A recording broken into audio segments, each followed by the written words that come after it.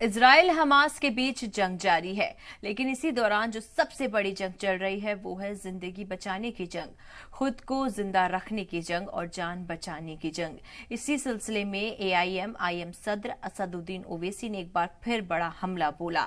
जहां उन्होंने पीएम मोदी से जंग रोकने की अपील की, तो वहीं इशारों इशारों में यूपी के सीएम पर भी हमला बोला है।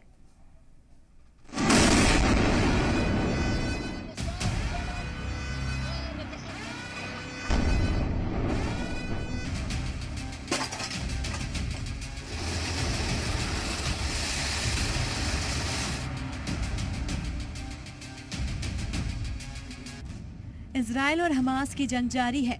इजराइल की फौज लगातार गाजा पर हमला कर रही है, जिससे वहां के लोग जान बचाकर भाग रहे हैं। हैदराबाद में एआईएम सदर असदुद्दीन ओवैसी ने इजराइल पर हमला करते हुए उसे जालिम और शैतान करार दिया। वो शैतान नेतन्याहू जालिम है, वॉर क्रिमिनल है, वो जो ढकेल रहा है फलस्तीनियों को, ढकेल रहा है। ओवैसी ने कहा कि आईएसआईएस के दहशतगर्दों के खिलाफ जंग में इतनी शिद्दत नहीं थी, लेकिन गाजा के शहरियों पर 6 दिनों में गाजा पर 6000 बम बरसाए गए। इजराइल गाजा में एक छोटी सी जगह है, गाजा 20-21 लाख की,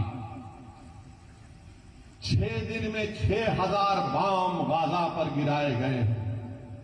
और वही जब आईसिस से मुकाबला कर रहे थे पूरे ममालिक, ये पूरा आईसिस कोएलिशन के नाम से था, तो वो लोग 1 महीने में 2500 बम आईसिस पर गिराए थे। असदुद्दीन ओवैसी में गाजा पर इजराइल के हमलों को नस्लकुशी करार दिया। इजरायली सरकार चाहती है कि गाजा से सभी लोगों को निकाल दिया जाए। ओवैसी ने मजीद कहा कि जो भी तशद्दुद करता है हम उसकी मजम्मत करते हैं, लेकिन यहाँ गाजा के लोगों पर बेरहमी की जा रही है और मगरिबी ममालिक इस पर खामोश है। यकीनन जो तशद्दुद होगा, वायलेंस होगा, हम कंडेम करते हैं उसको, चाहे कोई भी करो, वायलेंस रास्ता नहीं है।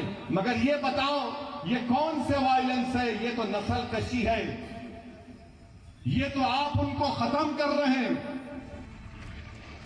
इजराइल फिलिस्तीन जंग के बीच ऑल इंडिया मजलिस इत्तेहादुल मुस्लिमीन के सदर असदुद्दीन ओवैसी ने पीएम नरेंद्र मोदी से अपील की कि वो इस मामले में सामने आए और इजराइल की तरफ से हो रहे हमलों को रोकें। उन्होंने कहा कि तभी मुसलमान विश्व गुरु बन सकता है और यूएन में उसकी सीट और मजबूत होगी। मोदी जी, रोको जो गाजा में जुल्म हो रहा है फलस्तीनियों पर। आपने कहा कि India stands in solidarity with the Palestinian people, तो सॉलिडारिटी दिखाओ, रोको उन लोगों को। 21 लाख में से 10 लाख लोग बेघर हो चुके हैं। मगर अफसोस की बात ही है कि आज हमारी हुकूमत खामोश बैठी हुई है। क्यों खामोश बैठी हुई है? अगर हम पूरी दुनिया में सुपर पावर बनना चाहते हैं, अगर हम अक़वाम मुत्तहिदा की सिक्योरिटी काउंसिल में मेंबरशिप चाहते हैं वोटिंग राइट के साथ, तो फिर हमारी हुकूमत को, हमारे मुल्क को ये जो वॉर क्राइम्स इजराइल कर रहा है उसकी मजम्मत करनी चाहिए।